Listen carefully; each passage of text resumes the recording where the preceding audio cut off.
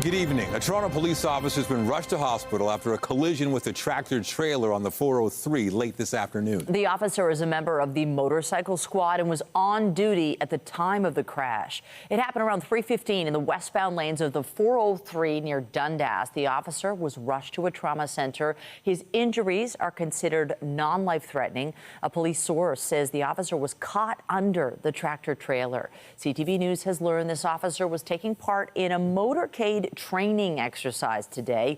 The westbound lanes of the highway are closed at Dundas, and they are expected to remain that way for some time. We will update this story when we have more information. We have a team on the scene. Dozens of stolen credit and debit cards, more than $500,000 in total losses to unsuspecting riders, all the result of an alleged taxi scam. Toronto police showing off the results of their crackdown today. CTV's Mike Walker is following this story and joins us live tonight with the latest. Mike. Well, Nathan, Michelle, this was a 10-month investigation resulting in 11 people facing more than 100 charges. Police say they would pose as fake taxi drivers to steal debit and credit cards and then purchase luxury items. Luxury clothing, diamond-encrusted jewelry and watches and art, all bought with stolen credit and debit cards by suspects who police say posed as taxi drivers. We're alleging these fraudsters scammed Toronto taxi customers out of over $500,000 in a 10-month time frame. Toronto police launched Project Fair last July and discovered a criminal network that they say defrauded more than 300 victims. Investigators say the suspects would use vehicles that were modified to look like licensed taxis with signs like this one, or vehicles that once were cabs. And they would only accept debit or credit when it was time to pay the fare. That's when police say the suspects would discreetly swap the victims' credit and debit cards. Sometimes the POS machine won't work. They'll then have their card in the machine and the taxi driver will say, "Let me try." And then they'll put in the card, the PIN number, or they'll do something like that where they've got control of that card. The stolen cards and PINs then passed on to an accomplice. To withdraw funds from ATMs, deposit fraudulent checks to artificially inflate account balances, and make high-value purchases. Police say the bogus taxi drivers would target busy areas like theaters and the entertainment district. Some of the victims were defrauded of thousands of dollars. We had 3 occurrences where there were over $60,000 taken in a very short period of time, overnight, often before the victim would even wake up in the morning. In May, police executed 3 search warrants and seized handheld debit and credit terminals and hundreds of thousands of dollars worth of luxury items. We believe that they were purchasing it for themselves, for trophies. So far, police have arrested 11 suspects who are facing a combined 108 charges. These 2 suspects remain at large. Police are trying to identify them, along with this woman, who is a person of interest, seen with one of the outstanding suspects at an ATM. She's not a suspect.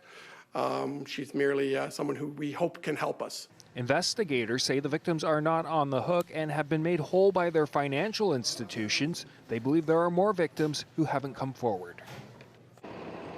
Now, in the wake of this investigation, police are urging taxi customers to be vigilant, reminding them that legitimate operators will not refuse cash and will not ask you to hand over your debit or credit card and provide your PIN. Reporting live, I'm Mike Walker. Michelle, back to you. Thank you, Mike. And just ahead tonight, could it be the cure to gridlock currently gripping a portion of the downtown? What one city councillor says the city should be doing to keep traffic flowing around King and Church. A public apology today from the Premier as he met with First Nations leaders at Queen's Park. The deputy leader of the NDP said comments Doug Ford made yesterday were racist and showed a lack of understanding. CTV's Queen's Park Bureau Chief Siobhan Morris is live tonight with the latest. Siobhan. Well, the Premier said both he and First Nations leaders poured their hearts out in that meeting, but it was a meeting that threatened to get off on the wrong foot because of those comments yesterday. Dozens of chiefs from the Anishinaabe First Nation came to Queen's Park to meet with the Premier. It's a sit-down that began with an "I'm sorry" behind closed doors and again in front of cameras. I just want to say I sincerely apologize for my words, not only if it hurt all the chiefs in that room, but all First Nations. That was just over 24 hours after Doug Ford made comments that have been condemned by Indigenous leaders as racist, dangerous. You can't just keep coming hat in hand all the time to the government. You got to be able to take care of yourselves. Ontario's only First Nations MPP had called on the Premier to apologize. He's calling First Nations beggars. That's not the way we create relationships. Now having sat with Doug Ford, our chiefs felt today that the apology was sincere. We are looking at today as a new day. the Anishinaabe Nation and the 39 First Nations it represents is opposed to Bill 5, which aims to speed up mining in the Ring of Fire. Their Grand Chief says they came into this meeting with suggestions, solutions. The Premier has made certain commitments that we're not going to speak to today. We do have to respect our nations who weren't in the room today to have those further discussions. Ford has said his goal is to designate the mineral-rich Ring of Fire a special economic zone where some laws can be ignored as quickly as possible. This meeting in particular wasn't all about Bill 5. It was about Ontario upholding their treaty responsibility. The Premier emphasizes the need for collaboration. I'll always respect treaty rights, and I'll always respect duty to consult, because without First Nations, we can't get the critical minerals out of the ground. Something the government feels is key to Ontario's prosperity going forward. In terms of what's next, it's more conversations like this one, more dialogue. The Premier is going to visit some First Nations communities that extended an invitation today, but we know some other Indigenous leaders have already said that they are planning legal action against Bill 5. Reporting live from Queen's Park, I'm Siobhan Morris. Michelle, back to you. Thank you, Siobhan. Outside we go for our first look at the forecast on this very last day of spring. Cloudy conditions this hour, definitely some humidity in the mix. Could we see some wet weather? Possibly. Maybe not. Lindsay Morrison is here with all the details. What are you seeing, Lindsay? Yeah, that's what I've been thinking all day long, Michelle. Maybe, maybe not. Let me step aside so you can see the current satellite and radar. We've got heavy rain to our north and to our south, but around the GTA, just a couple of sprinkles, a little bit of drizzle. That's what we're expecting through the evening hours tonight. Still a rainfall warning for areas to the east of Georgian Bay. We have cooled down a little bit thanks to the passing of all this active weather earlier today. Not nearly as humid as it was a little earlier this afternoon. And today you're actually going to find it a little bit warmer the closer you get to the shore of Lake Ontario. Do want to talk about winds. They're coming out of the northwest. Look at this. They're gusting upwards of 75 kilometers per hour. Through the evening hours tonight, those winds will persist. They'll taper off overnight. And temperature-wise, a bit of relief tonight, but the heat starts to build as early as tomorrow. We're going to talk about the heat wave and the heat dome coming up in your 7-day forecast. For now, Nathan, over to you. Thank you, Lindsay. Durham Regional Police say a woman who was found dead after a house fire in Pickering last week was murdered. Emergency crews responded to a home near Primrose Court and Fairport Road on June 11th. The body of a 69-year-old woman was found inside. Investigators say her death was ruled a homicide after an autopsy. A 34-year-old woman has been arrested and charged with accessory after the fact to murder. Police say they've identified an additional suspect, and the investigation remains ongoing. Police were investigating after a suspect vehicle crashed into a police cruiser in Kensington Market early this morning. Police were called to Augusta Avenue and Denison Square around 4:30 this morning for reports of a person with a gun. Police say a suspect fleeing in a vehicle collided with a cruiser. One shell casing was found in the area. Residents say they're concerned about an increase in crime. Trying to deal with traffic tie-ups downtown. One city councilor is proposing what he calls a common sense solution while a major intersection is under construction. Brad Bradford wants to see King Street open to vehicle traffic since streetcars aren't currently using the transit priority route. CTV's Natalie Johnson has more. 3 weeks into the construction that has shut down the busy King and Church intersection for the better part of the summer, there is mounting concern over mounting congestion. Chaotic, for sure. Lots of traffic. Bit of a mess. It's a little annoying. It interrupts my walk to work. It's Toronto, so there's always something going on here. But there is a lot less going on much of King Street itself, while this water main and streetcar track work is happening. Look at this. This is sitting here largely empty. Councillor Brad Bradford making a public pitch to temporarily allow through traffic on King between Spadina and Church, while the street is shuttered to streetcars. There are no streetcars using this transit priority corridor right now. It is a transit priority corridor in name only. with the goal of relieving the pressure on Richmond and Adelaide, now bearing the burden of diverted transit in addition to bike lanes and cars. What I'm hearing from Torontonians is they are mad as hell with the congestion in the downtown core. They want the city to take it seriously. They want the mayor to step up and do something. If she's not prepared to do that, I will. Bradford's campaign-style announcement comes at a time when speculation is beginning to swirl about who will run for mayor of Toronto next year. When pressed this morning about whether he is gearing up for a run, Bradford would only say that he is having ongoing conversations about city leadership. So are you running for mayor, Brad? I have not made any decision on that, but I am focused on delivering practical solutions for Torontonians every day. Mayor Olivia Chow's office responding that it is speeding up the work at King and Church by a full month through 24/7 coordinated construction, firing back with a dueling motion for temporary loading zones and new rules to prevent stopping on Adelaide to, quote, significantly improve the King Street and Church Street transit detour operations. Council will next week debate the gridlock game plan. Proposals turn political. Some people have never left campaign mode from the 2023 by-election. If you want to run, that's great, but the election isn't until next year. The King Street construction, though, is already underway. The question is whether the next campaign is too. Natalie Johnson, CTV News. With their future up in the air, bike lanes on Bloor are in the spotlight once again. A biking advocacy group is out with new analysis on bike versus cars, which may or may not steer you in the big debate. CTV's Sean Leathong reports. In the bike lane battle along the streets of Toronto, one organization wanted to see if motor vehicles or bicycles are more frequently on one section of road. And what we found is that between 5 and 7 p.m., the percentage of all vehicles that were bikes exceeded the number of cars and trucks. Albert Cole is with Toronto Community Bikeways Coalition. Their group set up a camera last Wednesday along Bloor between Brunswick and Borden at rush hour. According to their count, 1,849 bicycles passed through, compared with 1,741 automobiles. Well, we'd certainly like the Premier to see what's going on here on Bloor Street, one of the bike lanes that he has said he would take out. Premier Ford has previously stated the province's intent to remove bike lanes along Bloor, University and Yonge Street.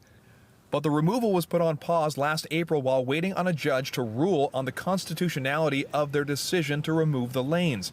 In the area where this count was done, some cyclists say they've noticed an increase. A lot of people going to university, a lot of people going downtown. More every year, and they get to use, more people get to use it every year. So while this may be a high traffic area for cyclists, advocates who want the bike lanes moved to side streets say this information may be misleading. It's a 2-hour window that they measured on a Wednesday afternoon in June on one city block on Bloor Street. I really don't think it means anything. I don't think this is significant. Trevor Townsend with the organization Keep Toronto Moving says they are for bike lanes on side streets, not major roadways. We've got a massive congestion problem in our downtown core, and it's because of poorly thought through public policies. While congestion is a concern, there is a recent study that says bike lanes can reduce congestion if they are separated by a barrier. I try to avoid main streets as much as possible in Toronto because drivers don't pay that much attention. Currently along Bloor, there are a mix of lanes that are separated by a barrier and those just by a painted line. Sean Leathong, CTV News. The Toronto District School Board has approved its 2-year budget plan with a focus on balancing the books. The board voted to approve a balanced budget for the next 2 school years. The new budget includes an additional $2 million for special education, as well as $1 million for music education. It maintains board ownership of pools for the first year, but could see them cut along with music instructors in the second year. The board had been under pressure to balance the books, with the province threatening to take over the board if they could not come up with a balanced budget. Ontario's Education Ministry has already announced a financial investigation into the board. After meeting with his National Security Council, Donald Trump now says a decision on whether the United States strikes Iran will come in the next 2 weeks. CTV's Joy Malvin reports. Overnight, a violent attack on an Israeli hospital, the war raging on as the Israeli army intensifies its strikes against Iran's nuclear facilities.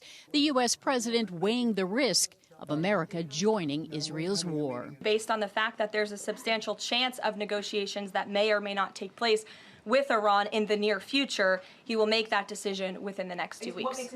The White House says Iran has been weakened, and with a diplomatic off-ramp possible, the president, after reviewing U.S. attack plans, holding off for now. Pre-positioning aircraft carriers and strike groups in the region, even stocking up on blood supplies. Israel has damaged most of Iran's nuclear facilities, but top of its target list is Iran's Fordo uranium enrichment facility, buried deep underground. Only the U.S. has the stealth bombers needed to carry the 30,000-pound bombs that could destroy it. Israel's prime minister pressuring the president. He gave them the chance to do it through negotiations. They strung him along. You don't string along Donald Trump. With the specter of the Iraq war hanging over the president's decision, it's causing deep divisions among Trump's supporters. If you're calling for toppling in government, it's incumbent on you to know something about the country and to think through the consequences of that. And you haven't, and you don't. And I'm saying that's reckless. Okay, you engage in reckless rhetoric. Conservative Tucker Carlson and Congressman Ted Cruz in an explosive shouting match, with Democrats warning. And if there's one thing we know, it's hell of a lot easier to start a war in the Middle East than it is to end one. And I have no idea what this administration's plan is going forward. The president has reviewed possible attack plans, but with the chance at substantial negotiation, the president is buying time, stepping back to see what Israel can do, but holding out the option of U.S. military action. Joy Malbin, CTV News, Washington. Well, just days before a highly anticipated NATO summit, Spain has rejected a proposal for members to increase their defense spending. It's expected the countries will be asked to spend 5% of their GDP. But today, Spain said it can't commit to that number, calling it unreasonable. It's requesting a more flexible formula that either makes the spending goal optional or excludes Spain from its application. Any agreement to raise defense spending would require unanimous approval by the 32 member states. Canada's Prime Minister will be attending the NATO summit in The Hague next Tuesday and Wednesday. Mark Carney's pledged this country will reach the current defense spending goal of 2% of GDP for the first time since 1990. A Category 3 hurricane made landfall in southern Mexico today, ripping into a sparsely populated stretch of coastline. The powerful storm came ashore in the state of Oaxaca with maximum sustained winds of 205 kilometers an hour. Hurricane Eric struck an area dotted with agricultural fields and small fishing villages. All activities in the region were suspended, and people were urged to stay in their homes or move to shelters if they live in low-lying areas. The storm has weakened and is expected to dissipate late today or early tomorrow. There are no injuries when a SpaceX rocket exploded during a planned test flight last night.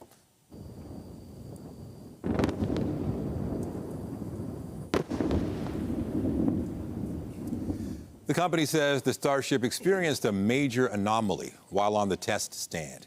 It was preparing for the 10th such flight at a launch site in southern Texas. In January, one of the massive rockets broke apart. 2 months later, the same thing happened to another Starship during a test flight in which SpaceX lost contact with the craft. Here at home, not much remains of an enormous elm tree. City crews are cutting down near Christie Pitts. All of the largest limbs have been chopped off the more than 100-year-old tree on Barton Avenue. Earlier this year, the city's forestry department determined the tree had to come down because it was nearly dead and posed a safety hazard. Prior to being cut down, it was believed to be one of the largest native elm trees in all of Toronto. Coming up, shocking new insight into the world of stolen cars in this province. W5's John Woodward reveals how a Service Ontario clerk helped criminals do their dirty work. And I'm Pat Foran. Coming up on Consumer Alert, if you're planning a flight this summer, everyone likes to get a deal. But if you're booking using a third-party website, be careful. One couple's dream vacation was ruined because of a typo on an airline ticket. That story is just ahead. Back into heat and humidity for tomorrow. 27 degrees in Toronto, feeling like 34. We've also got the risk of a passing shower or storm, and that will be the case too if you're spending the weekend at the cottage. But of course, the big story heading into the weekend is all this heat. It's going to be intense and perhaps dangerous at times into next week. We're going to take a full look at your weather forecast after this break. You're watching CTV News. We'll be right back. When you see it happen, send it to CTV News. Text 10400. From your screen to ours. Text 10400. If you're planning on booking a flight this summer, you can use a travel agent, do it yourself through the airline, or use a third-party website. You may be able to find better deals depending on how you book your ticket, but you may find the discount isn't worth it if there's a mistake. Here's Pat Foran and Consumer Alert. Pat. Thanks, Nathan and Michelle. A couple was booking a dream vacation to Africa and was searching for flights online. They got a call from a travel website offering a good price, but one of the tickets had a typo of just one letter, which ended up ruining the trip.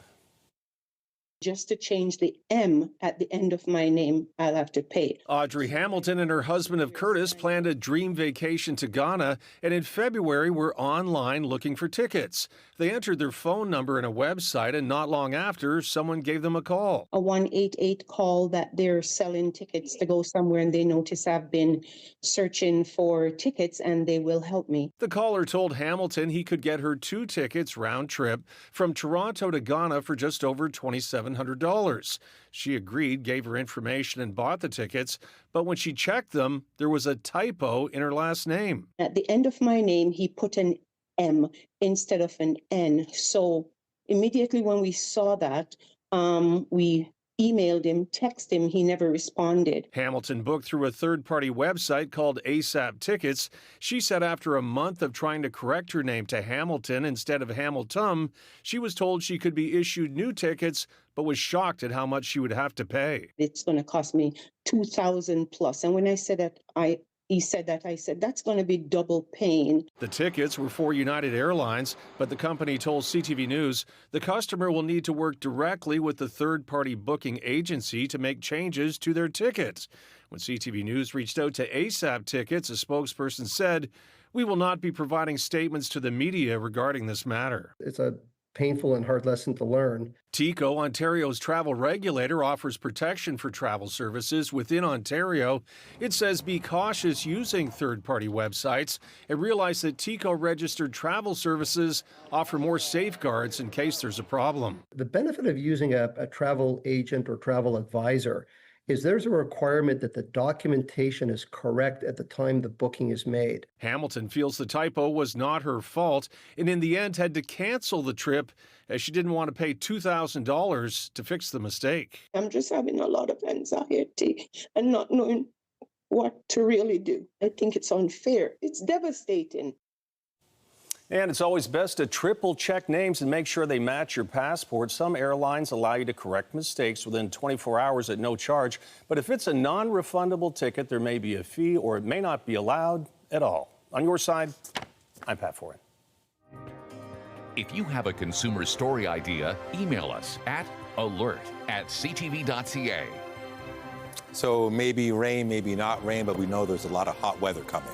And just in time for the first day of summer tomorrow. Yes. I mean, did spring go by quickly or not? I just want to take advantage of the fact that we have an entire summer in front of us starting tomorrow. Yes, we can focus on that. You know, I think we spent much of spring saying, where's all the hot weather? And then now all of a sudden, in this final week of the season, here it is. And it's going to heat up in a hurry as we make our way into the summer season this weekend. A reminder to make sure your air conditioning is working. You know, this time last year, my air conditioner broke and we had a heat wave. So I know what it's like to live without it. And I encourage you to find a cool place to be into next week. Let's take a look at what's left of Hurricane Eric before we talk about what's happening here at home. We had it in our newscast just a little while ago. This is now done and dusted. Tropical Storm Eric now dissipating into a post-tropical low, but it was the first major hurricane of the season and the 5th named storm of the Pacific season. So this is something we're going to be watching over the next few months as well as we progress into summer. It's been a windy day today. We've currently got gusts around 60 30 kilometers per hour here in Toronto, coming out of the northwest. The winds are going to ease as we make our way into the overnight hours tonight, and then it'll be a calmer day wind-wise overall tomorrow, too. We've still got this rainfall warning in place for Parry Sound, Huntsville, and extending into the province of Quebec. 40 to 60 millimeters of rain expected by the time all is said and done. Not a lot of active weather around the GTA. A couple of showers just south of Lake Simcoe at this hour, and along the north shore of Lake Erie. It has been a soggy day for communities within that rainfall warning.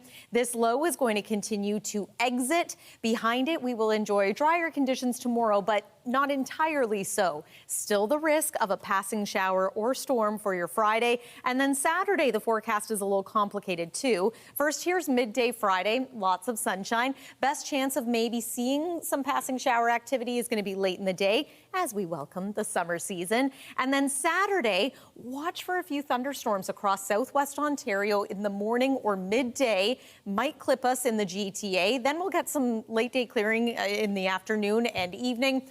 Overnight thunderstorms are going to be possible east of Georgian Bay and in through eastern Ontario. Right now it is 19 degrees in Toronto, so this is our break from the heat. Enjoy this because this is what's coming. The hot weather making its way toward us here in southern Ontario. It's essentially going to be a heat dome, and when that happens, all the heat is trapped, has nowhere to go. It's going to be with us for days.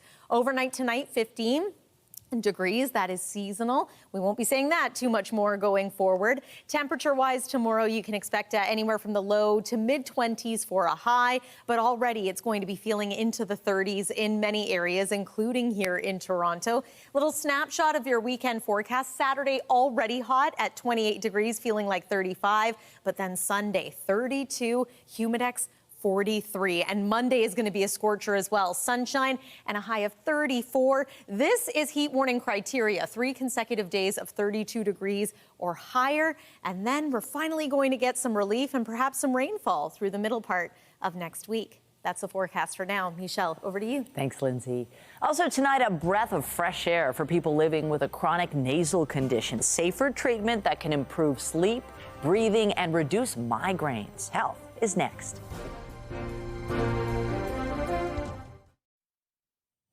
For more than 1 million Canadians, they can cause difficulty breathing, facial pain, sleep disturbance, and even the loss of the sense of smell. Those suffering from nasal polyps used to rely on steroids, but as CTV's health reporter Pauline Chan tells us, there's now another alternative. As a child, Renee Lambert recalls having trouble blowing out birthday candles. I also had problems blowing up balloons, and I never thought about it being asthma. As an adult, she was diagnosed with asthma and also nasal polyps, benign growths in her sinuses that cause difficulty breathing, sleeping, and even eating. The condition is known as chronic rhinosinusitis with nasal polyps. So asthma and nasal polyps oftentimes will coexist, so about 40% of the patients with polyps will have asthma. I was getting migraines, which I never have. And there were a couple of times where my eye blew up as if someone hit me with a baseball bat. And I just couldn't live like this anymore. Treatment generally includes steroids, both topical and oral, and/or surgery. Renee had surgery, but the polyps returned. Her doctors recommended the common steroid prednisone, but she was concerned about side effects. Short term, you can have mood disturbances. You can actually have high blood pressure, bumps your blood pressure up. It changes your blood sugar as well. And it also can cause a hip fracture. It can also cause weight gain, cardiovascular problems, osteoporosis, and diabetes. In fact, a recent study showed 40% of rhinosinusitis patients with polyps face overexposure to oral corticosteroids. The survey was done by GlaxoSmithKline in conjunction with Asthma Canada. Dr. Yvonne Chan says newer biologic drugs, available over the past 4 years, offer a safer alternative. It changes the lining in the nose and the sinuses. What it does is it repairs some of the dysfunction in the lining. Dr. Chan and Renee both call it a game changer, and they're hoping more patients and physicians will learn more about this option for treating nasal polyps. Pauline Chan, CTV News. A W5 investigation is shedding light on how some employees of Service Ontario, the agency that registers cars in the province, are helping thieves steal them. CTV's John Woodward reveals how criminals working in provincial licensing systems might be a problem right across Canada. This is surveillance video of a driveway east of Toronto in 2021. It's almost 2 a.m. You can see the 5 men climb the stairs of the home. They demand a resident's car keys and fire a gun into the ground. They made off with a $400,000 Bentley in the driveway. The hunt for the thieves led investigators to a company here in Sudbury, Ontario. That business was registering cars, even though an OPP report filed in court said officers concluded this business does not exist. Some of those cars discovered on this lot just north of Toronto, belonging to another company called Prexco. Visitors weren't exactly welcome, but we went there anyway, looking for Prexco's director, Eric Johnson. We're looking for Eric Johnson? We got someone on the phone, but he didn't have much to say. Okay, listen, man, I don't have time for this. After the police visited the same property in 2022, recording this video, they accused Johnson of being the mastermind of a scheme to disguise stolen cars from Land Rovers to Porsches, changing their unique vehicle identification numbers so he could sell them. And he had help. Police believed he was working with a clerk at this Brampton Service Ontario, someone he called My Girl in wiretaps, who bragged she could stop toll highway bills from ever making it to the driver. Let's say, for example, you're on 407 and you don't pay the bills, and they'll never come back to you. The clerk, a woman named Tanisha Baird. Among the vehicles she registered with Johnson was one for her to drive, an Audi Q3 SUV that was worth about $46,000 new. She paid just $162 in fees. It was the vehicle she was driving when she was arrested. She and Johnson convicted in March, with a judge describing her as a car thief too. We caught up with Johnson himself outside the Brampton courthouse. Mr. Johnson, John Woodward from CTV. We can stay back. That's fine. We just wanted to see if Mr. Johnson had anything to say for himself. We just wanted to see if he had anything to say, Mr. Johnson, about what's happening. Are you a car thief, sir? No, your mama is. Investigators are exploring whether someone on the inside, like Baird, arranged paperwork for any possibly stolen vehicles at a Scarborough dealership, whose salespeople are also facing charges. Cases like this, where a criminal uses someone on the inside of a government agency, could be happening a lot more than we know, said Mike Fair, who used to work for the Edmonton Police's Alert Car Theft Unit. How widespread is something like that across the country? I would say that it's all across the country. What tells you that? We have stolen vehicles that travel across the country continually. It's mobile.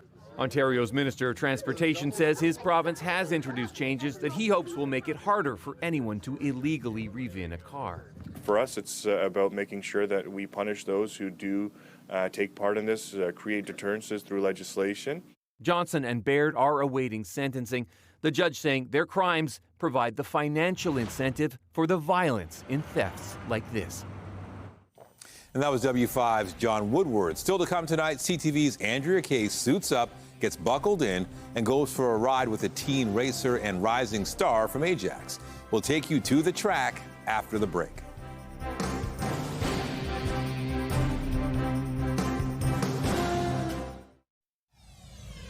An update now on our top story. A Toronto police officer was rushed to hospital after he was involved in a collision with a transport truck on the 403. The officer was part of the motorcycle division and was on a motorcade training exercise this afternoon. Our Beth McDonnell is on the scene. She joins us live with the latest details. What have you learned, Beth?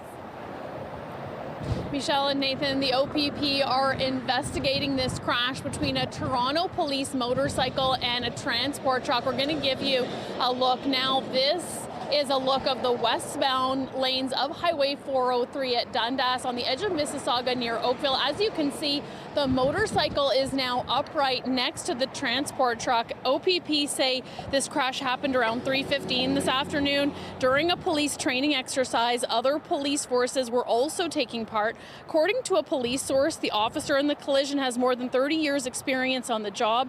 We understand when the crash took place, the officer got caught under the transport trailer trailer. That's when the truck's axle hit the officer's helmet and cracking that helmet. We're told his injuries are not non-life threatening, but he has a laceration to his face and is in a lot of pain. The OPP are working to figure out what happened here and say in this case, the motorcycle is considered the vulnerable road user. Well, we've seen that far too often, and not just in this situation, but anytime there's a vulnerable road user, a motorcyclist, a pedestrian, a bicyclist involved in a collision with any type of vehicle, the potential for injuries are significant. And obviously, no matter who's right or wrong, the vulnerable road user is usually the one who is going to pay the price in terms of the injuries. So that is what we're trying to understand exactly what took place, and that will come out as the investigation continues. So. The officer in the collision was rushed to a trauma center for his injuries. OPP say the driver of the transport truck is cooperating. The westbound lanes of the 403 at Dundas here remain closed. Reporting live on Beth McDonnell, Michelle and Nathan, back to you. Appreciate the update, Beth. Thank you. The federal government is continuing to defy the U.S. by sticking with a planned tax on global tech giants. For now, anyway. BNN Bloomberg's Andrew Bell brings us the latest in business. Hello there. Finance Minister François-Philippe Champagne insists that Ottawa is going ahead with a digital sales tax aimed at global internet giants, despite U.S. objections.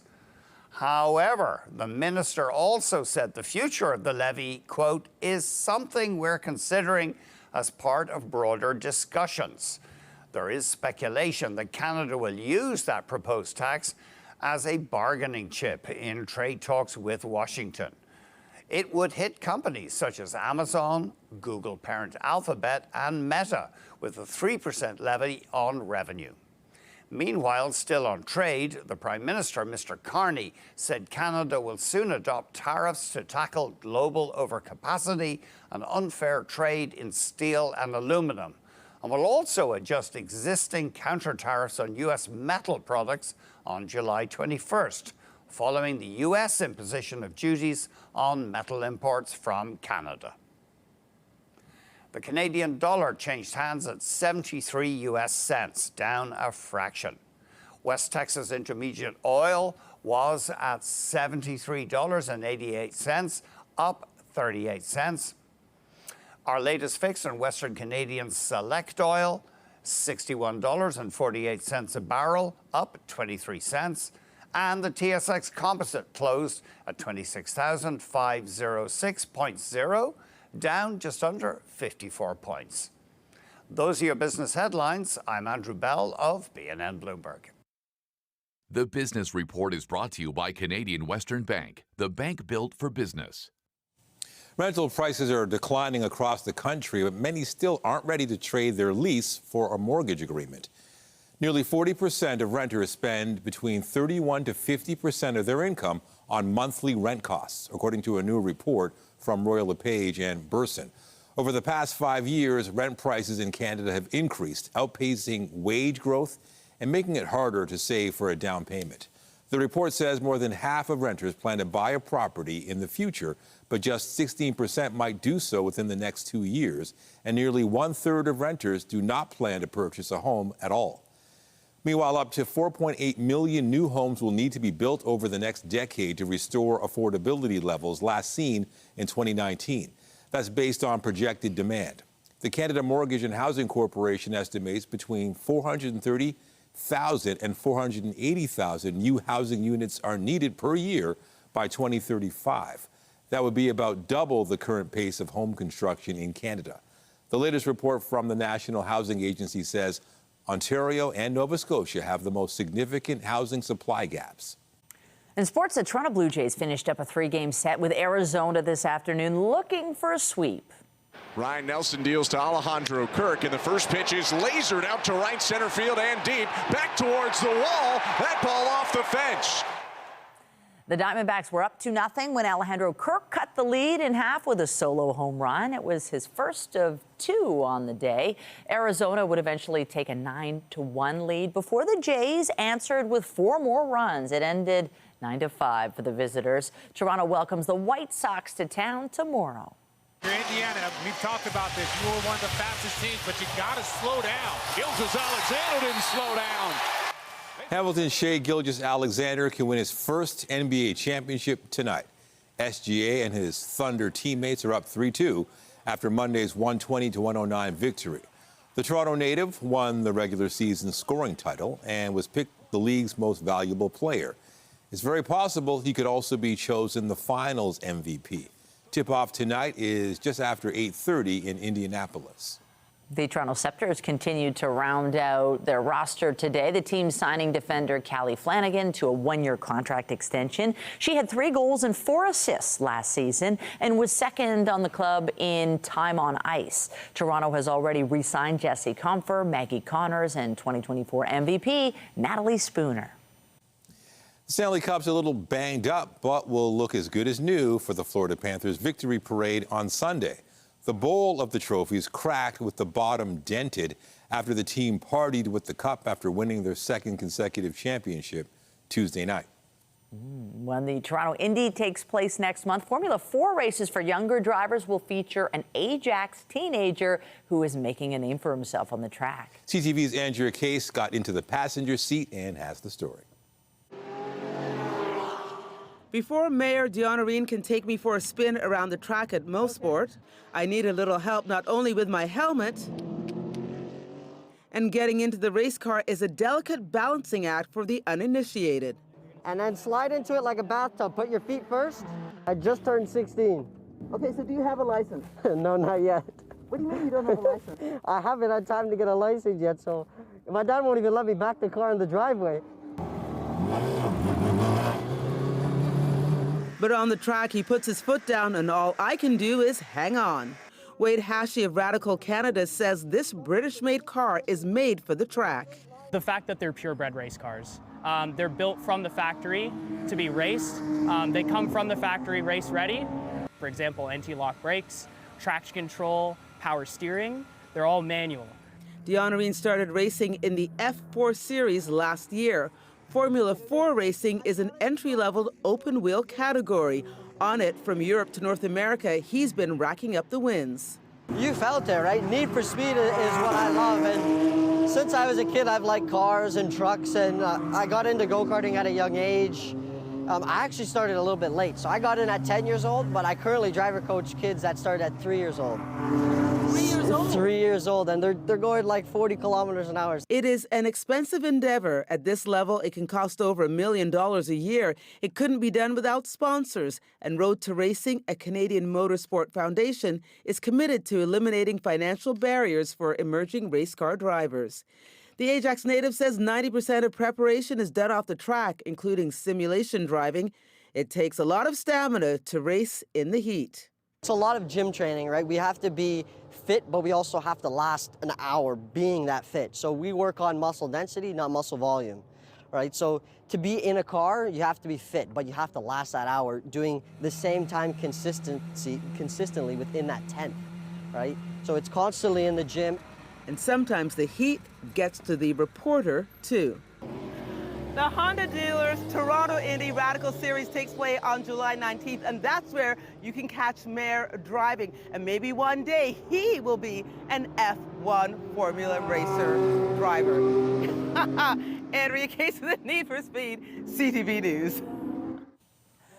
Just ahead, for the love of the game, a new exhibit draws inspiration from the cultural impact of basketball on and off the court, bringing together art, fashion, and hoops. Get Toronto's top stories, breaking news alerts, and watch live. Download the CTV News app. A new exhibit at Yorkdale Mall is bringing together artists and their love for basketball. It's titled Love, Art, and Basketball. The Visual Art Gallery showcases the importance of the game to the fabric of Toronto. CTV's Jessica Smith has the story. Ball is life in Canada. I mean, it's just so easy to pick up a ball and go to the nearest court and play. Love, Art, and Basketball is a mixed media pop-up exhibit featuring 17 local artists. Because that's how talented Toronto is. We have so much to choose from, and we're so excited to have this exhibit to showcase that talent. It showcases how the game is ingrained into community art and fashion on and off the court. As an artist, I want to approach the sport in a more delicate way and kind of explore the softness through it. Where artists support artists while uplifting their communities. The sport of basketball has made a cultural impact, fashion, sports, and for personal development. So it's for the community, curated by the community for the community. The pop-up also includes panel discussions and workshops, and is all located at Art Starts beneath Yorkdale Mall. Love Art and Basketball is free to the public and runs through to July 23rd. For more information, you can visit loveartbasketball.com. Jessica Smith, CTV News. Love it. Looks great. We are monitoring the potential for unsettled weather. It's going to heat up, and then with it, the chance of some rain. Yeah, so if you're playing basketball outdoors tonight, just be aware that a passing shower could happen for this evening. I think it'd be welcomed for lawns and gardens in and around the region because, yeah, it's been dry at times, and it's also going to be very hot going forward, as we've mentioned. One more look at the satellite and radar. Yeah, not a lot happening in our neck of the woods, but still a chance, again, of a quick passing shower. And then tomorrow, similar situation. Mix of sun and cloud, though, during the day. Heat starting to build. Looks like our better chance of seeing some active weather will be late in the day.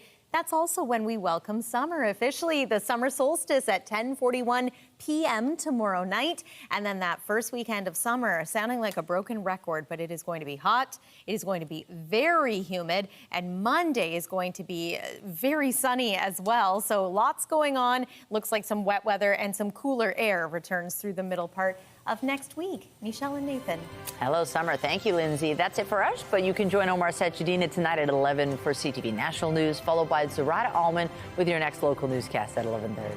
Meantime, our coverage continues anytime on CP24 and at ctvnewstoronto.ca. For Lindsay Morrison and the whole team here at CTV News, thanks for watching and have a great night.